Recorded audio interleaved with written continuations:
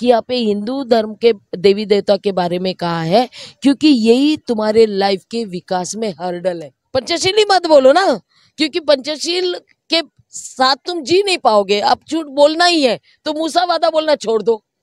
कोई आता और कहता है मैं शराब नहीं पीऊंगा, बोलने लगा तो बोलते नहीं नहीं, आजकल के बिना शराब की तो पार्टी नहीं होती है। तो ये पंचशील को भी बिना सोचे समझे हम दिन रात बोले जा रहे हैं। पुरुष प्रधान जो व्यवस्था है भारत में, और मुझे ऐसा लगता है कि हम भारत में कहने के बजाय हम ये यूनिवर्सल कह सकते हैं। यानी ये धम्म को ये रिलीजियस के तौर पर जो पुण्य प्राप्त करना है उसी दृष्टिकोण से देखा जा रहा है, और इसीलिए एजुकेशन लेना ये सोचकर नहीं आ पा रहे हैं। हम कहते हैं एजुकेशन सिस्टम सही नहीं है, लेकिन हमारा एजुकेशन सिस्टम कहाँ है? हम कहाँ प्रयास कर रहे हैं कि वो तैयार करें? हम कर क्या रहे हैं मालूम नहीं। कितने साल हो गए हमें दीक्षा लिए हुए, लेकिन हमारा डेवलपमेंट अभी पर्सनली है, अभी सोशल नहीं हुआ, पर्सनल कर रहे हैं। साथ जय भीम, मैं हूं इंजीनियर स्नेहा और आप देख रहे हैं नेशनल चौपाल। इस वक्त हम नागपुर दीक्षा भूमि में हैं और नागपुर दीक्षा भूमि में हमारे साथ मौजूद है भंते सुनिधि भंते जी से हम आज बातचीत करने वाले हैं। भिक्खुनी है और इस देश के अंदर एक नया मूवमेंट उन्होंने खड़ा किया और वह भिक्खुनी संघ को रिफॉर्म करने का, फिर से तैयार करने का एक नया मूवमेंट उन्होंने शुरू किया। प्रजापति गौतमी फाउंडेशन के माध्यम से वो लगातार भिक्खुनी संघ को प्रशिक्षण दे रही हैं और एक समाज के अंदर नया उदाहरण पेश कर रही हैं। तो आज हमारे साथ भिक्खुनी सुनीति हैं जिनसे बातचीत करेंगे। सबसे पहले आपको बता दें कि सबसे महत्वपूर्ण बात, तथागत बुद्ध को विद्रोही कहने वाली पहली भिक्खुनी सुनिधि हैं। क्या आपने किताब लिखी और बुद्ध को विद्रोही बताया? एक्चुअल में मैंने किताब नहीं लिखा है, भिक्खुनी विजया मैत्री ने किताब लिखा है। और वो एक लेखक होने की वजह से वो बहुत अच्छी तरह से उसके 8 किताबें पब्लिश हो चुकी है। बट हमारी चर्चाएं होते रहती है किताब लिखने के पहले, तो हम दोनों के विचार हम कह सकते कि उसमें आए हुए हैं। और हम विद्रोही इसलिए कहते हैं बुद्ध को, क्योंकि जो व्यवस्था, सामाजिक व्यवस्था भारत की थी, उस व्यवस्था के खिलाफ बुद्ध ने कार्य किया है। और असमानता जो कहते हैं, जो व्यवस्था असमानता की थी, उसके खिलाफ जाकर उन्हें समानता की व्यवस्था को स्थापित करने का अपने धम्म प्रचार के माध्यम से उन्होंने जो प्रयास किया है और हम तक वो पहुंचा है, इसलिए हम उन्हें विद्रोही कहना ज्यादा पसंद करते हैं। तो बुद्ध के इस रिलीजियस मूवमेंट को लेकर महिलाओं का लगभग जो है वो हमने एक समय देखा कि उसमें बहुत अपसेंस सा नजर आया और उसके बाद अब एक नई शुरुआत, अब महाप्रजापति गौतमी और हमने भिक्खुनी संघ देखे हैं जहाँ पर मुंबई में एक काम चल रहा है।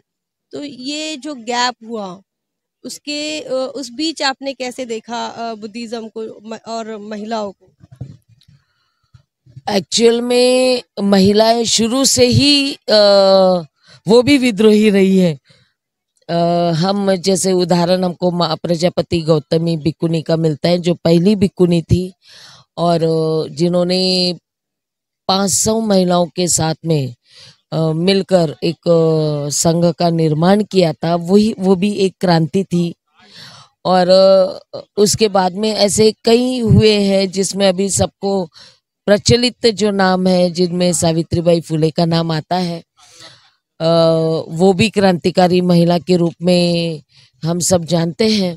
ऐसे कई महिलाएं हुए हैं और कई कार्य हुए हैं, लेकिन बात यह है कि पुरुष प्रधान जो व्यवस्था है भारत में, और मुझे ऐसा लगता है कि हम भारत में कहने के बजाय हम ये यूनिवर्सल कह सकते हैं कि जिसमें महिलाओं को आगे आने के लिए प्रोत्साहित नहीं किया जाता। ये तो छोड़ ही दीजिए, लेकिन जो आगे आ रहा है उनको वो साथ भी नहीं देना चाहते। जिन्होंने जो कार्य किया है उसे भी वो दबा के रखना चाहते हैं, जिसकी वजह से उनके कार्य लोगों तक पहुंच नहीं पाते हैं। तो ये जो जैसे बाबा साहब ने कहा था कि जो अपना इतिहास जानेगा वो इतिहास बनाएगा, उसी तर्ज पर जो जो इतिहास को जान लेता है, महिलाओं के इतिहास को चाहे जिस तरीके से भी सही, क्योंकि उपलब्ध नहीं है, साहित्य में उपलब्ध नहीं है, या हमें इस तरह के बातें प्रचलित नहीं दिखाई देती है, फिर भी जिसको भूख होती है वो सब जानने का प्रयास करता है, वो कार्य को उजागर करने का प्रयास करता है। तो उस माध्यम से ये आता है, और फिर हम वो सारी बातों को बाहर लेकर आते हैं, और फिर से वो ऐसा लगता है कि हम नया शुरू कर रहे हैं, जबकि ये नया नहीं होता है, उसको दबाया गया होता है, हम उसको उभार लेते हैं, और जो जो साथ जुड़ते चले जाता है वो क्रांति के एक सैनिक होते चले जाते हैं, और ये काम आगे बढ़ता चला जाता है। तो महिलाओं के जितना भी कार्य है, चाहे फिर वो भिक्खुनी महाप्रजापति के माध्यम से हो, यशोधरा के माध्यम से हो, उस समय की जितनी भिक्खुनियाँ हुई है, उसके बाद में संघमित्रा भिक्खुनी के बारे में हो, या आज की हमारी भिक्खुनी विशाखा है, जो जिन्होंने ये भिक्खुनी संघ भिक्खुनी बनने का एक धैर्य दिखाया आज के पहली भिक्खुनी अभी की, तो उनके कार्य को भी हमें सलाम करना चाहिए कि उन्होंने वो धैर्य दिखाया कि महिलाएं भिक्खुनी बन सकती है। अब उन्होंने कितना इतिहास पढ़ा नहीं पढ़ा हमें नहीं मालूम, क्योंकि बहुत से लोग इलिटरेट थे, लेकिन फिर भी बाबा साहब को देखकर उनमें वो इच्छाएं जागृत हुई, और उन्होंने सुना कहीं से, जहाँ से कोई चिट्ठी मिल गई वही पढ़ लिया, इस तरह से पढ़ पढ़ के उन्होंने जाना, और उन्हें ये पता चला कि समानता की बात हो रही है और भिक्खु बन रहे, तो हम क्यों ना भिक्खु नहीं बने, हम क्यों ना अपने बाल काटे निकाले, और हम भी क्यों ना घर को परिवार को छोड़कर समाज के कार्य में पूरी तरह से उतर पाए। ये एक इतना क्रांतिकारी कदम उन्होंने उठाया, और उनको देखकर हमारे जैसा भी आगे आया है ना। जितने भिक्खुनियाँ आज बनी है, वो कोई पीछे किसी ने कुछ किया है उसको मद्देनजर रखते हुए, उनको फॉलो करते हुए आगे बढ़ने का प्रयास कर रहा है, और हम उसी की एक कड़ी है। हम फाउंडर है इस महाप्रजापति गौतमी महाप्रजापति गौतमी एजुकेशनल फाउंडेशन जो है, ये एक संस्था हमने निर्माण किया। फाउंडर है हम, क्योंकि थोड़ा बात ये हुई कि बहुत सारी भिक्खुनियाँ इलिटरेट थी। अखिल भारतीय भिक्खुनी संघ का निर्माण हमने 2012 में इनफॉर्मली कर लिया था, जिसमें मुझे सब सीनियर भिक्खुनी, में तो बहुत जूनियर थी, सामनेरी ही थी, फिर भी सब भिक्खुनियों ने मुझे सेक्रेटरी बोल दिया, क्योंकि उनको लगा कि मैं कुछ कर पाऊंगी। एक लीगल बैकग्राउंड होने की वजह से मैं काफ़ी कुछ कर सकती हूँ, ऐसा उन्हें लगा। तो उन्होंने वो कहते हैं ना निर्विरोध, उस तरह से मुझे एक जवाबदारी दे दी भिक्खुनी संघ की।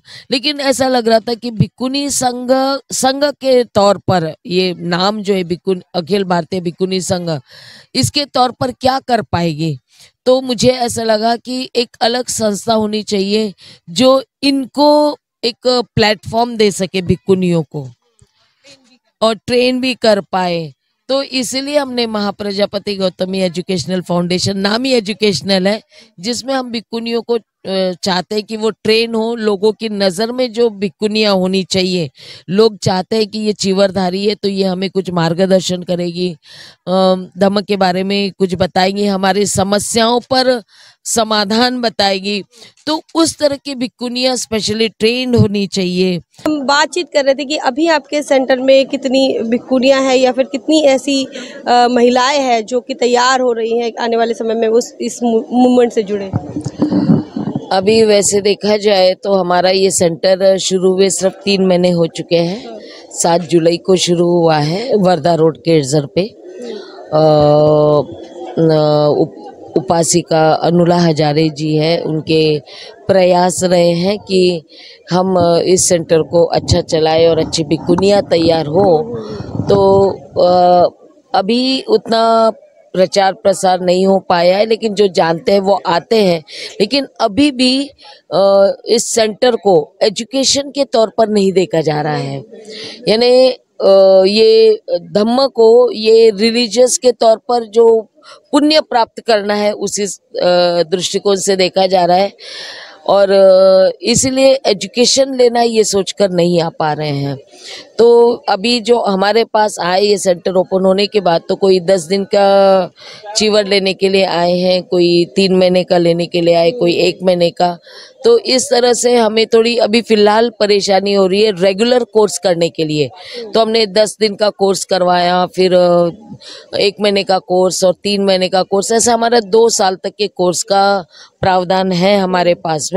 पूरा सिलेबस रेडी है, बस इसको रेगुलराइज होने का समय है, और उस तरह के स्टूडेंट्स उस पीरियड पे आने की जरूरत है जब हम कहें कि सबको एक साथ कोर्स चालू करें। बीच बीच में आएंगे तो बहुत प्रॉब्लम हो जाएगा।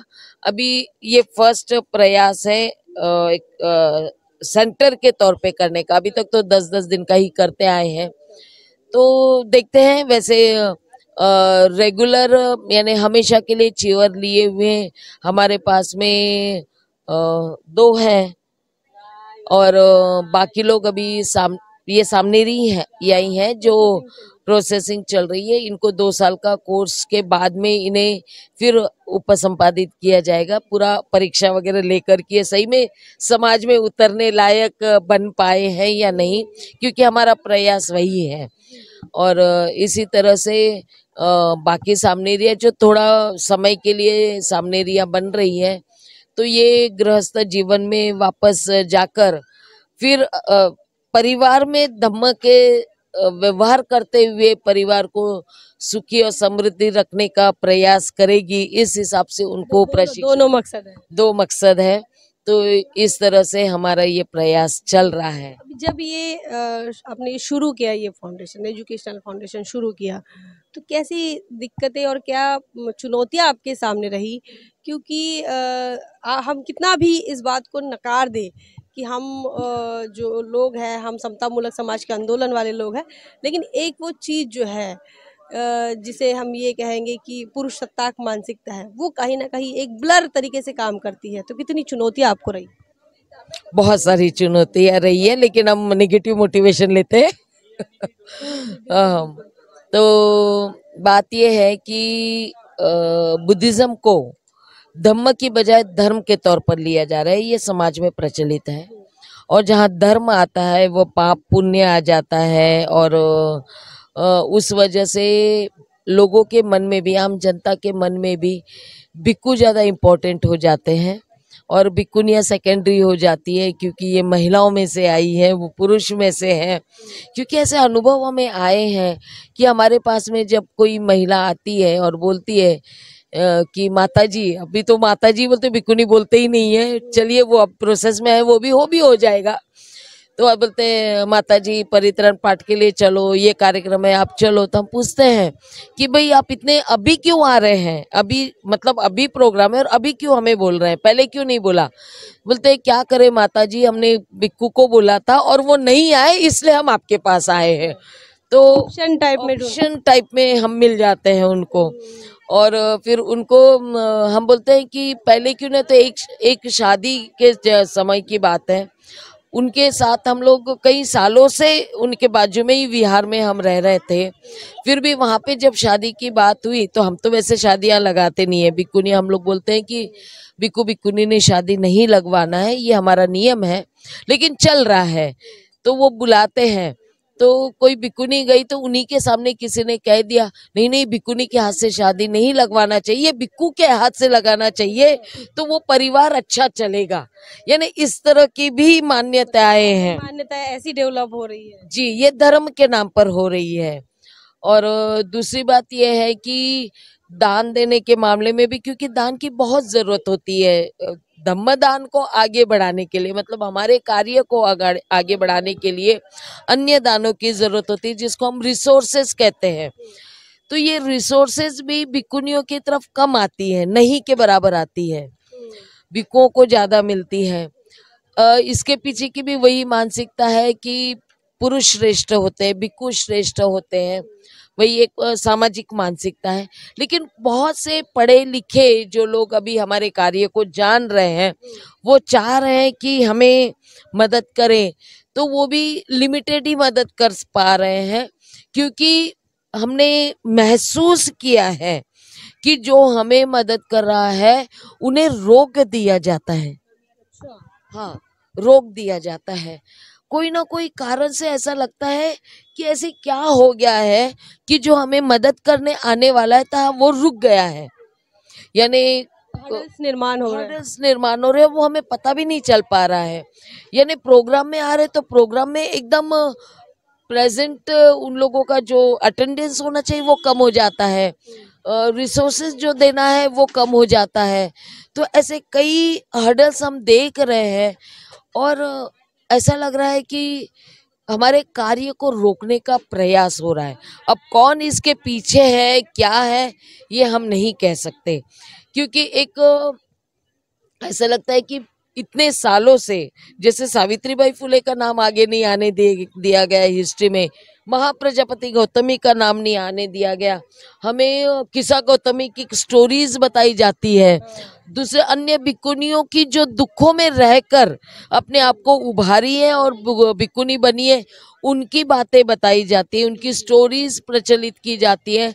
लेकिन महाप्रजापति गौतमी, दम्मदीना भिक्खुनी और यशोधरा जो कच्चना भिक्खुनी बनी है, ये कोई दुख की वजह से भिक्खुनियां नहीं बनी, बल्कि समाज में कार्य करने के लिए, धम्म का प्रचार प्रसार करने के लिए भिक्खुनियां बनी। उनकी स्टोरीज लोगों तक नहीं पहुंच पाती है, तो उनको एक तरह से अवॉइड किया गया, निग्लेक्ट किया गया। हमें उनका इतिहास नहीं मिलता है, 4-5 लाइन में उनका इतिहास मिलता है, बहुत ढूंढना पड़ता है। विजया मैत्रेय भिक्खुनी को 3 साल लगे भिक्खुनी संघ का इतिहास लिखने के लिए, क्योंकि हमको उस तरह के रेफरेंसेस ढूंढने में परेशानी हुई। हमें फॉरेन में उनके रेफरेंसेस मिले, फॉरेन साहित्य में मिले, लेकिन भारत के साहित्य से गायब है। तो ये इसके पीछे क्या कारण है? तो ये पुरुष सत्ता की है, और वो विद इन बुद्धिज्म भी, विद इन बुद्धिज्म। एक्चुअल में विद इन बुद्धिज्म कहने की बजाय बुद्धिज्म को ही खत्म करने का प्रयास है ना, पहली बात तो। और बुद्धिज्म में एंट्री भी इसीलिए हुई है, जो लोग आए बुद्धिज्म में, कि इसको खत्म किया जाए। मतलब उसका जो मूल स्वभाव है बुद्धिज्म का, इक्वालिटी, हाँ, उस स्वभाव को ही खत्म करने का प्रयास चल रहा है। तो महिलाएं आगे आएगी और कार्य करेगी, उसको किस तरह से डोमिनेट किया जाए।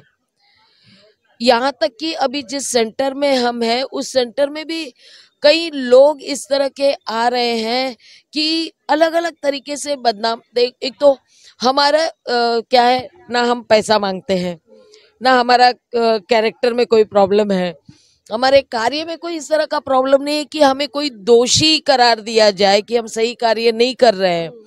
तो किसी और को, हमारे साथ रहने वाले लोगों को दोष देकर, उनको भड़काकर या उनके खिलाफ लोगों को भड़काकर उनको निकालने का प्रयास चल रहा है। तो जैसे संगठन को तोड़ने का कार्य चल रहा है। तो ये जो हो रहा है, ये हर्डल्स है हमारे एक तरह से महिलाओं को आगे बढ़ने के लिए। और भिक्खुनी बुद्धिज्म में जो इक्वालिटी की बात है, जेंडर इक्वालिटी की बात है, इसको तोड़ने का प्रयास जो हो रहा है, ये हमारा भी अजम्पशन है। हम ये कहेंगे, हम किसी पर आरोप नहीं लगा सकते क्योंकि हमारे पास प्रूफ नहीं है, बट कहीं ना कहीं कुछ तो, वो कहते ना, दाल में कुछ काला है। एक विचार है जो काम कर रहा है, और वो हम महसूस कर पा रहे हैं। वो कहीं ना कहीं हमको महसूस हो रहा है, हमारे पास से सामने एरिया निकल जा रही है, वो कोई ना कोई कारण से यहाँ से निकलती है। उनको ऐसा लगता है कि नहीं, यहाँ पे नहीं, हमको पढ़ना है, लेकिन फिर वो निकल जाती है। तो कुछ तो भी ऐसा लगता है कि है। तो अब आपकी तो डबल जिम्मेदारी हो गई, एक तो आपको सामाजिक व्यवस्था से भी लड़ना है, और उसके साथ साथ रिलीजियस मूवमेंट के माध्यम से जो चीजें, गलत चीजें आई है, उसको भी आपको हैंडल करना है। जी, बहुत चैलेंजिंग है। एक्चुअल में अभी कुछ सामने एरिया जैसे हैं जो वो भी बिल्कुल शक्ति के साथ में हमारे साथ में जुड़ रही है। तो हमारा एक क्या कहेंगे कि आगे बढ़ने का हौसला और बढ़ते जा रहा है, और ऐसे कई और बढ़ेंगे और आएंगे, और ये कारवां आगे बढ़ते रहेगा, ऐसी मेरी पूरी उम्मीद है। तो मतलब बोल्ड भिक्खुनी संघ अब निर्माण होगा और हमको भविष्य में देखने को बिल्कुल बिल्कुल, लोगों को हमको हमारे थॉट्स पर, बुद्ध पर, धम्म पर विश्वास रखते हुए संघ का निर्माण करके हमें आगे बढ़ना पड़ेगा। और कोई हमारे खिलाफ कोई कुछ भी कहे, हमें आरोपित करे, हमारे खिलाफ जाए, तो भी हमें स्ट्रांगली इसे फेस करना है और आगे बढ़ना है। मतलब सामान्य महिलाओं के साथ भी यही दिक्कत है, और जो मूवमेंट को कांधे पर लेकर वो चाह रही कि हम इस मूवमेंट को आगे बढ़ा पाए, तो उनको भी ये दिक्कत हो रही है। तो इससे ब्राह्मणिकल कल्चर को ही दोष देना पड़ेगा, या फिर हमने भी कुछ सुधार नहीं किया इन 75 सालों में, 60 सालों में? दोनों है। क्योंकि ब्राह्मणिकल कल्चर की बात आती है, एक्चुअल में आपने बहुत अच्छा वर्ड यूज किया, कल्चर। ये ब्राह्मणिकल कल्चर जो हम कहते हैं, ये जैसे बाबा साहब आम्बेडकर कहते हैं कि ये लड़ाई ही बुद्धिस्ट कल्चर और ब्राह्मणिकल कल्चर की है। कल्चर ही डेवलप नहीं हो रहा बुद्धिस्ट वाला, और ये कल्चर डेवलप नहीं होने की वजह से हम लोग पीछे हैं। तो ब्राह्मणिकल कल्चर इतना हैवी है सब मानसिकता पर लोगों के, कि वो बुद्धिस्ट कल्चर को वो अडॉप्ट नहीं कर पा रहा है, या अडॉप्ट करने के लिए जिस तरह के संसाधन चाहिए, रिसोर्सेज चाहिए, या जिस तरह का कार्य होना चाहिए, उसकी कमी महसूस हो रही है। जैसे बहुत से बुद्ध विहार बन रहे हैं, लेकिन बुद्ध विहार में कल्चर के नाम पर सिर्फ बुद्ध वंदना होती है, त्रिशरण पंचशील होते हैं, गाथा होता है, शुद्ध होता है, लेकिन वो सुत्त जो है, जो बुद्ध के, वो बुद्ध के उपदेश है, जो वो बताते कि हमने कैसे जीना है, कैसे अपने कल्चर को डेवलप करना है, वो बातें एक्सप्लेन नहीं की जाती। उसको भी वो जैसे मैं एक एग्जांपल आपको बताऊंगी। एक महिला थी, वो बुढ़िया थी, उनके नाती का या किसी का डेथ हो चुकी, उसने ऐसे ही कार्यक्रम के लिए बुलाया, स्मृति दिवस पे या मृत्यु दिवस पर, ऐसे ही, अभी याद नहीं आ रहा मुझे, और वो प्रोग्राम में नहीं बैठी, उसके परिवार वालों ने बुलाया। वो बोलती मैं नहीं बैठूंगी, मैंने इतने सालों से दिन रात मैंने वंदना की है बुद्ध की, फिर भी मेरे पोते को लेकर चले गए। यानी क्या मानसिकता है कि बुद्ध उनको बचाएंगे। जिस बुद्ध ने बताया कि जन्म और मृत्यु दोनों सत्य है, वहां पे इनकी मानसिकता है कि बुद्ध ने मेरे बेटे को या मेरे पोते को क्यों नहीं बचाया, अब मैं बुद्ध को नहीं मानती। ये इस तरह की जो मानसिकता है, ये विहारों में जाकर ये चेंज नहीं हुआ। सुत्त बोला है, त्रिशरण पंचशील रोज बोल रहे हैं, कोई आचरण में नहीं आ रहा है, क्योंकि उनको वो समझ में नहीं आया। समाज कुछ बुद्धिज्म के नाम पर गलत रीति रिवाजों को फॉलो कर रहा है। यस, ऑब्वियसली कर रहा है। जैसे अब ये दीजिएगा, अब हमने लोगों में समझना चाहिए, एटलीस्ट त्रिशरण पंचशील समझना चाहिए करके हमने ये हिंदी में तैयार किया। हमने इसको मराठी में किया, तमिल में किया, कन्नड़ में किया, उड़िया में किया, सब भाषा में किया। वहां जाकर हम उस भाषा में उनको बताते हैं। तो जब ये बोलते हैं, जब वो लोग, जैसे एक एग्जाम्पल मैं बताना चाहूंगी, हम त्रिशरण पंचशील देते समय कहते हैं बोलो मूसा वादा वेरमणि सिक्खा पदंग समाधियामि, तो बोल लेते हैं। लेकिन जब हम बोलते हैं कि मैं झूठ नहीं बोलूंगा, बोलो, तो बोलते नहीं, बिना झूठ बोले तो हमारा काम ही नहीं चलेगा। तो बोले बिना झूठ बोले काम नहीं चलेगा, तो मूसा वादा क्यों बोल रहे हो आप, पंचशील ही मत बोलो ना, क्योंकि पंचशील के साथ तुम जी नहीं पाओगे, आप झूठ बोलना ही है, तो मूसा वादा बोलना छोड़ दो। कोई आता और कहता है मैं शराब नहीं पीऊंगा, बोलने लगा, तो बोलते नहीं नहीं, आजकल की बिना शराब की तो पार्टी नहीं होती है। तो ये पंचशील को भी बिना सोचे समझे हम दिन रात बोले जा रहे हैं, रटे हुए हैं, तोते की तरह रटे हुए हैं, लेकिन ये हमको इसका अर्थ नहीं मालूम है, तो हमारी प्रैक्टिस में नहीं आ रहा है। तो इसलिए जरूरत है इसको विहारों में समझाने की। विहारों को पूजा का केंद्र बनाने की बजाय उसको शिक्षा का केंद्र बनाए, बुद्ध के सूत्र को, उनके उपदेशों को लोगों तक सही तरह से पहुंचाए, आसान भाषा में बताए। ये तो बहुत कठिन काम है, क्योंकि जिन 75 सालों से हम, या 68 सालों की, अब हमारा बुद्धिज्म को 68 साल हुए, और इसको हम जो प्रैक्टिस ऐसे ही कर रहे थे रॉन्ग तरीके से, तो अब इनको रॉन्ग तरीके से प्रैक्टिस करने वाले लोगों को अब राइट तरीके से अगर बताया जाए तो जो जिन लोगों ने इन्हें रॉन्ग प्रैक्टिस करवाई उनको भी दिक्कत होगी, और जो लगातार इस रॉन्ग प्रैक्टिस को कर रहे हैं, दोहरा रहे हैं, उनको भी दिक्कत होगी। बहुत बहुत, क्योंकि जब शराब की बात आती है ना तो विहारों में विरोध हुआ, हिंदी में क्यों बोल रहे हो? हम बोले हम आपके लिए नहीं, बच्चों के लिए बोल रहे हैं। एक्चुअल में इस बड़ों के लिए है शराब पीने की बात। यहाँ पर हम बता रहे हैं इसको 50 रुपए में ले लो। आप जो बच्चों को डांटते हो, हर बार टोकते हो, कुछ गलत करता है तो वो रुक जाएगा, क्योंकि बच्चा अगर ये दिन रात पढ़ेगा, 1 महीने में आपको बच्चे में परिवर्तन दिखेगा। 50 रुपए में आप इतना परिवर्तन तो करवा ही सकते हो अपने बच्चे में। तो भी लोग लेने को तैयार नहीं, क्योंकि कहीं ना कहीं उनको लगता है कि हम भी बदल गए तो क्या होगा, हमारी शराब छूट गई तो क्या होगा, हम झूठ बोलना कैसे छोड़ सकते हैं। बुद्धिज्म का सभ्य समाज निर्माण करना एक मकसद होना चाहिए। मकसद तो अपराध मुक्त समाज करना, ये बुद्ध का मकसद था, क्योंकि पंचशील ये अपराधों से मुक्त होने के लिए।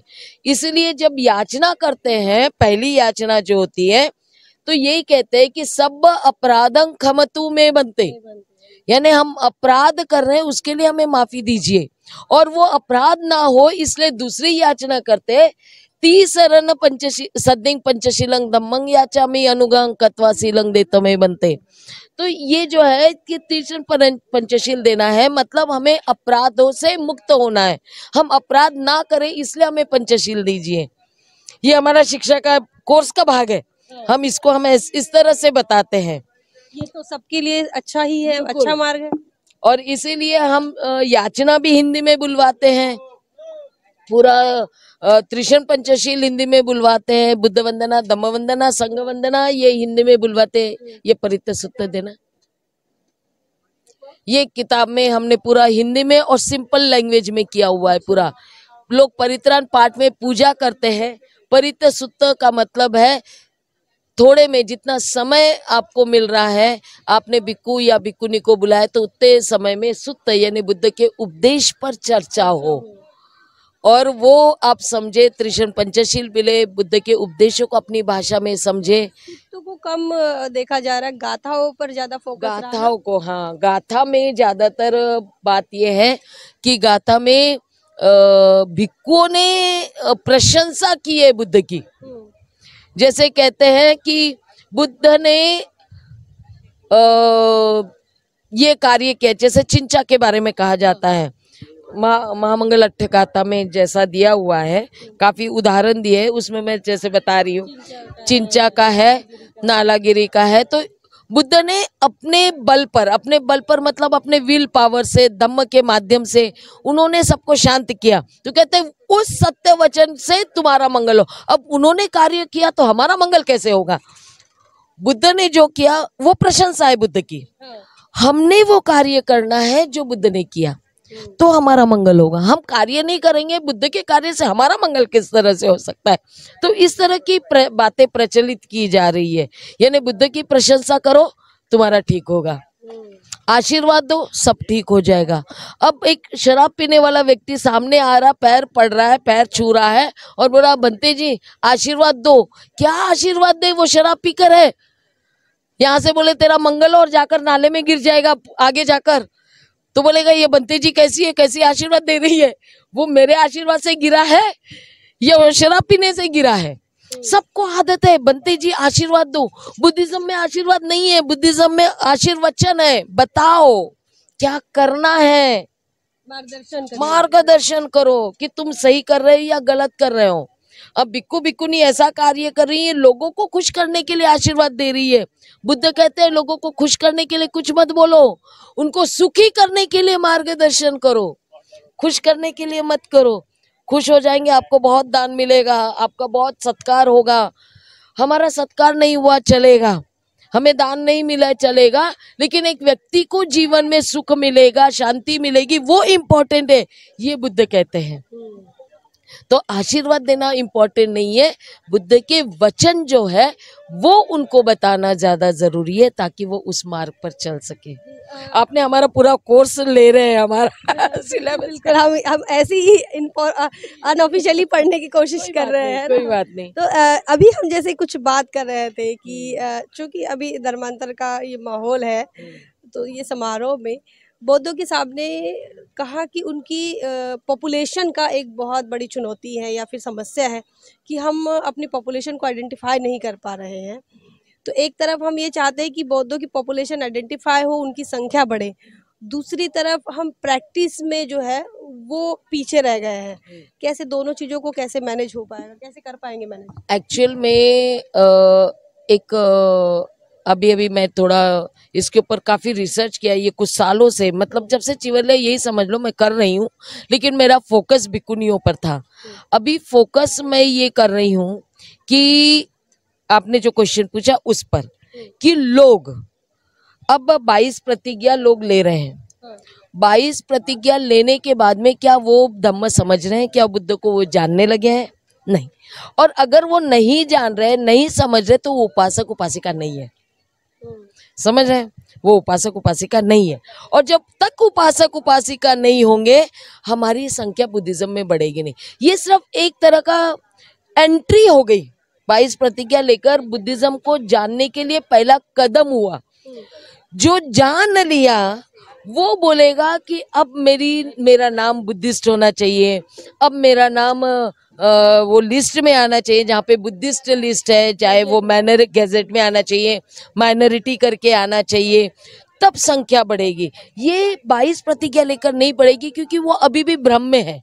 22 प्रतिज्ञा एक आशा से ले रहे हैं वो, कि हमारी जो समस्या पहले रही है, हमारे साथ में जो व्यवहार हुआ है, वो व्यवहार को हम खत्म कर सकते हैं। बाबा साहब ने बताया कि आप बुद्ध धम्म की तरफ आओगे तो आपके साथ जो अस्पृश्यता हुई है, या आपको पढ़ने नहीं दिया गया, या आपको कोई सुविधा नहीं मिली, वो कम हो जाएगी बुद्ध धम्म के में आओगे तो वो एक सोच लेकर वो आ रहे हैं। लेकिन वो कैसे मिलेगी? क्योंकि ये ऐसा नहीं है कि 22 प्रतिज्ञा ले ले और आपका लाइफ चेंज हो गया। It's a process. वो प्रोसेस अभी तक उन तक नहीं पहुंचा है। इवन 22 प्रतिज्ञा देते समय भी जब हिंदू देवी देवताओं का नाम आता है, तो लोगों में वो एक भ्रम निर्माण होता है कि हम एकदम से कैसे छोड़े, डर निर्माण होता है, कैसे छोड़े। लेकिन वो एकदम सिंपल वे में वो देते चले जाते हैं बिना सोचे। एक्चुअल में वो ये देने के पहले, देते समय या देने के पहले या देने के बाद में बताना चाहिए कि यहाँ पे हिंदू धर्म के देवी देवता के बारे में कहा है, क्योंकि यही तुम्हारे लाइफ के विकास में हर्डल है, यही तुम्हारे लाइफ के विकास को रोक रहा है। इसलिए हमको बताना पड़ेगा कि इसको, ये आपके माइंड में गंदा पानी है, जैसे पॉट में गंदा पानी होता है और उसमें साफ पानी मिलाते तो पूरा वो साफ पानी भी गंदा हो जाता है।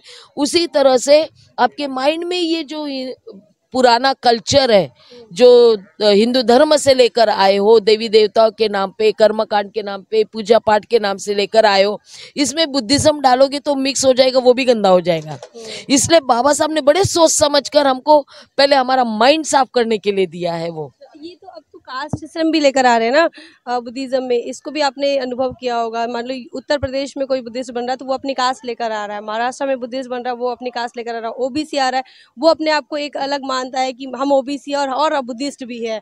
जो कुछ और अन्य बैकवर्ड्स है वो लोग भी कहते हैं कि हम आए बुद्धिस्ट है ज़रूर, लेकिन वो अपनी जातियों को लेकर आ रहा है। उत्तर प्रदेश का चमार वो अपनी जाति को लेकर आ रहा है, महाराष्ट्र का महार अपनी जाति को लेकर आ रहा है, दक्षिण का मादगी अपनी जाति को लेकर आ रहा है, ओबीसी आ रहा है, बंजारा आ रहा है। तो वो हो रहे बुद्धिस्ट है जरूर है, लेकिन वो जो फैक्टर है उनका कास्ट फैक्टर वो इरेज नहीं हो पा रहा है। यस, क्योंकि एनिलिशन ऑफ कास्ट को समझा ही नहीं है। बाबा साहब ने जो एनिलिशन ऑफ कास्ट लिखा है उसका जो ट्रांसलेटेड वर्जन है उसका टाइटल ही गलत ले रहे हैं बहुत से लोग।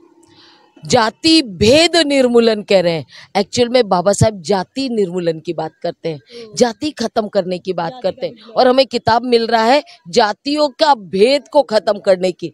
हमें जातियों में भेद खत्म नहीं करना है, जाति खत्म करना है। अब ये जो चल रहा है ये जाति भेद का चल रहा है, जो कार्य आपने जो बोला है ये जाति भेद का चल रहा है।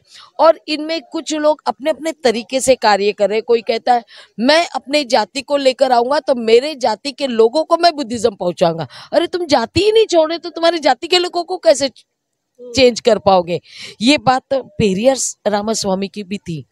बाबा साहब के साथ में उन्होंने बुद्धिज्म क्यों नहीं लिया, जबकि वो काफी अच्छे, उन लोगों के संबंध बहुत अच्छे थे, फिर भी पेरियार ने बाबा साहब के साथ में इस ऑर्डिनेशन प्रोसेस में नहीं रहे, क्योंकि पेरियार को लगता था कि मैं ओबीसी रहकर ही ओबीसी लोगों में परिवर्तन लाऊंगा, जो अभी तक नहीं हो पाया है। अभी वो वहाँ का जो ओबीसी है, कब वो क्रिश्चियन भी है, वो हिंदू भी है, एससी भी वैसे ही है, अभी एससी भी है। एससी भी वैसे ही है, लेकिन पेरियार के साथ में जो थे ओबीसी, ये ग्रुप ही अलग बन गया। यानी जो ओबीसी ऐसा है, रामास्वामी पेरियार नायकर को मानने वाला, वो एक हो गया है कि वो देवी देवता को नहीं मानूंगा, क्योंकि पूरा विरोध, नास्तिक जैसा। और दूसरा वो है जो अभी भी मान रहा है, मतलब दो ग्रुप ओबीसी में हो गए, बस इतना हम मोटे तौर पे वो फर्क देख पा रहे हैं। लेकिन हमने जिस तरह से हम अभी काम कर रहे हैं, मैं 2006 से काम कर रही हूँ, मतलब उससे पहले से ही है, लेकिन चीवर में मैं 2006 से काम कर रही हूँ। और सबसे शुरुआत मेरी साउथ में ही हुई है, तमिलनाडु में। यहाँ पर अभी जब मेरे से मिलने आते तमिलनाडु के ही ज़्यादा आते हैं आज ये दिनों में।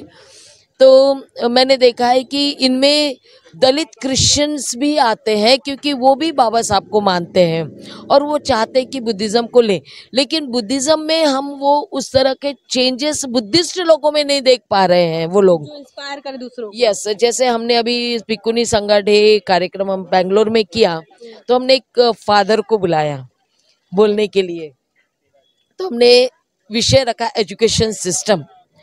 तो उन्होंने यही कहा कि क्रिश्चियनिटी में एक बहुत अच्छी बात है कि वो एजुकेशन सिस्टम को प्रमोट करते हैं। बुद्धिज्म में एजुकेशन सिस्टम को प्रमोट ही नहीं करते, हमारे कोई स्कूल ही नहीं है। ज्योतिराव फुले जी ने उस समय स्कूल निकाले थे, सावित्रीबाई फुले ने स्कूल निकाले थे, लेकिन हमारे हम लोग अभी भी रो रहे हैं।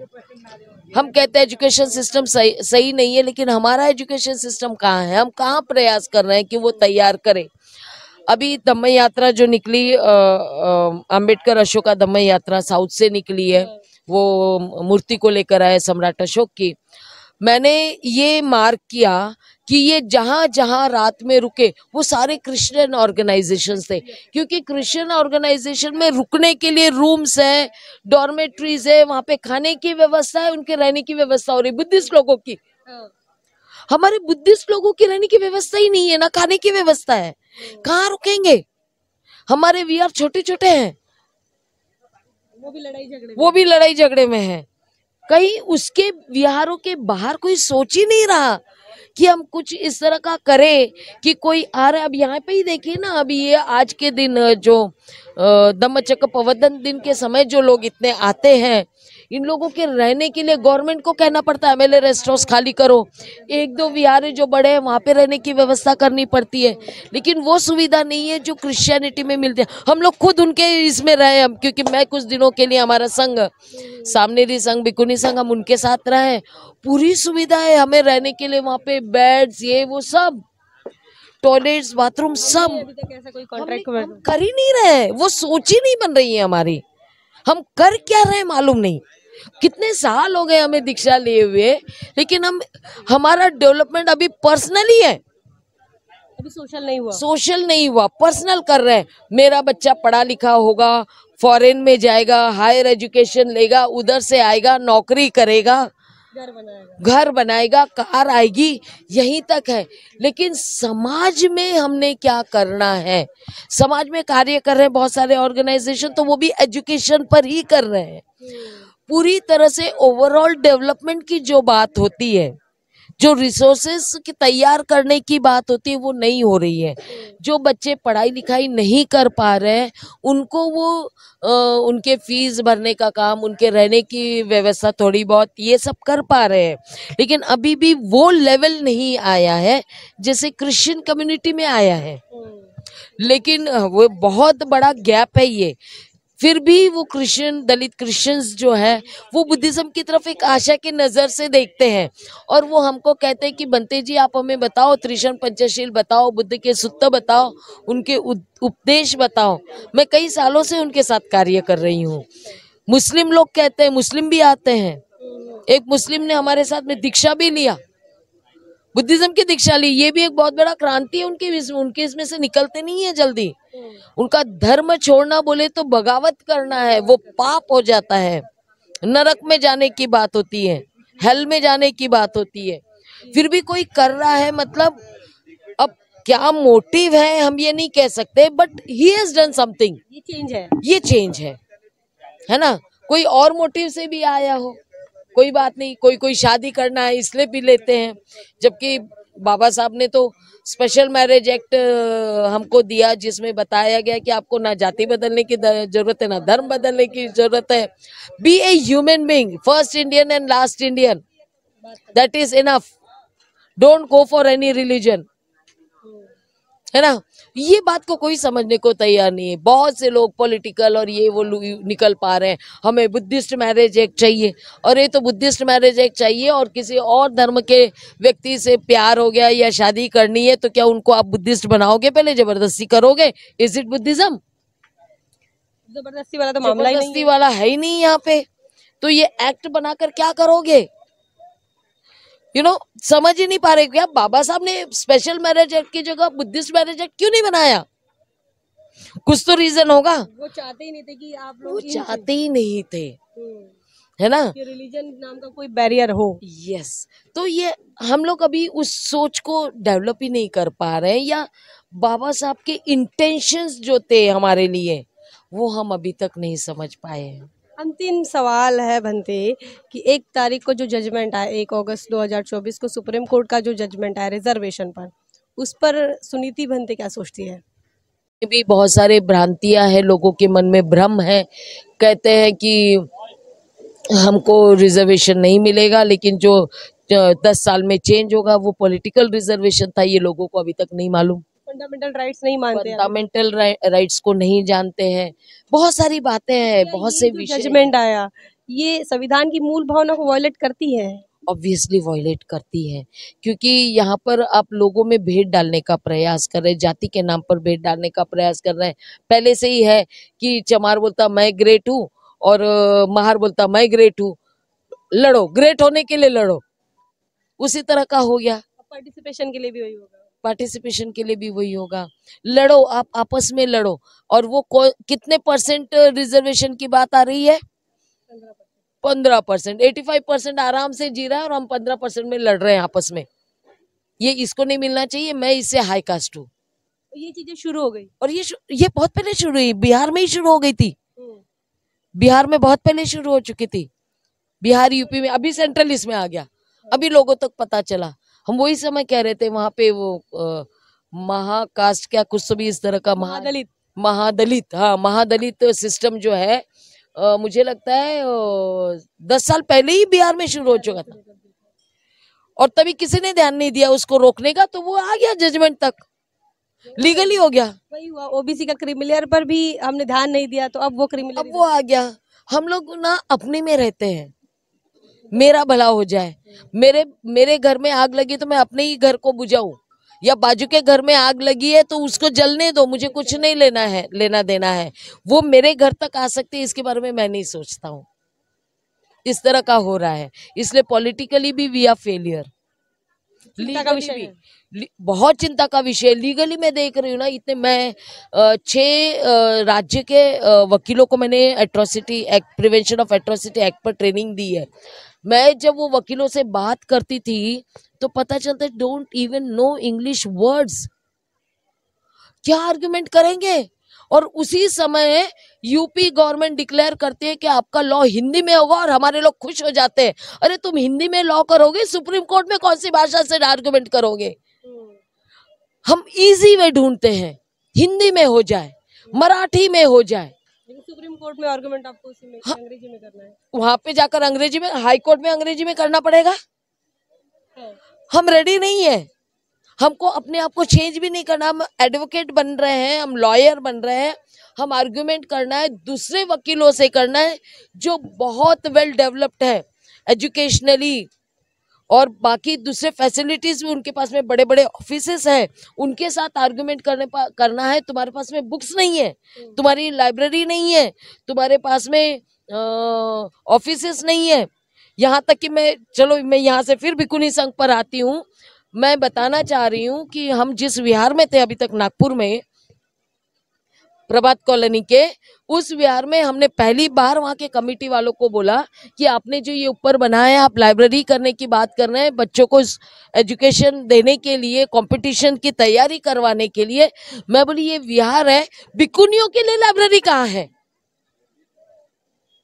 हमें ये लाइब्रेरी भिकुनियों के लिए चाहिए कि जो भिकुनिया पढ़ना चाहते हैं वो यहाँ आकर, ये भिकुनिया यहाँ आकर खरीद रही है किताबें। उनके पास में रखने को जगह नहीं है, क्योंकि एक जगह से दूसरी जगह जाती है, किताबें ले लेकर कहाँ जाएंगी, कहाँ उनको पढ़ने को समय मिल रहा है। लाइब्रेरी का समय वो 2 घंटा ही सही, 3 घंटा ही सही, एक जगह बैठकर अगर कोई किताब उसको मिले जो बहुत महंगी हो और जरूरी हो पढ़ना, वो वहां बैठकर पढ़ सकते। वो दिया है हमें, लेकिन अभी भी वो प्रोसेस में नहीं हो पा रहा है, क्योंकि कहीं ना कहीं से वो आ रहा है कि नहीं ये बच्चों के लिए करना है, फिर से वो कहीं ना कहीं से उठ आ रहा है ये बच्चों के लिए करना है। अब हम कह रहे हैं भाई चलो विहारी लोगों बच्चों को ही दे दो पढ़ने के लिए, रहेंगे भिकुनिया बाहर। कोई भी विहार आप देखोगे पूरे भारत में, आपको लाइब्रेरी विहारों में नहीं दिखती है। कोई अलग से ऐसी लाइब्रेरी नहीं बनी है कि जहाँ पे चीवरदारी बैठकर पढ़ाई कर सके। कहीं पर भी आपको कोई विहारों में ऑफिस नहीं दिखते हैं। महाबोधि सोसाइटी जो श्रीलंका के है, उनके विहारों में ऑफिसेस दिखाई देते हैं, हमारे विहारों में ऑफिसेस नहीं। ये पहला विहार है प्रभात कॉलोनी का जहाँ पे हमने ऑफिस तैयार किया है। महाप्रजापति गौतमी एजुकेशनल फाउंडेशन के नाम पे हमने वहाँ पे ऑफिस तैयार किया। वहाँ पे हम लोग जो समस्याएं लेकर आते हैं, अलग से बैठकर हम काउंसलिंग करते हैं। विहार में आते कोई प्रश्न पूछता है, तीसरा बैठा रहता है, सुनते रहता है, अच्छा ऐसा है क्या, मैं बताता हूँ ना, मेरे पास में मालूम है मुझे क्या है। यानी वो काउंसलिंग में नहीं होती, दूसरा इंटरफियर करता है। हमारा इस तरह का एक अलग से जगह नहीं है जहाँ पे हम काउंसलिंग कर सके। विहार एक हॉल बना दिया, बस है।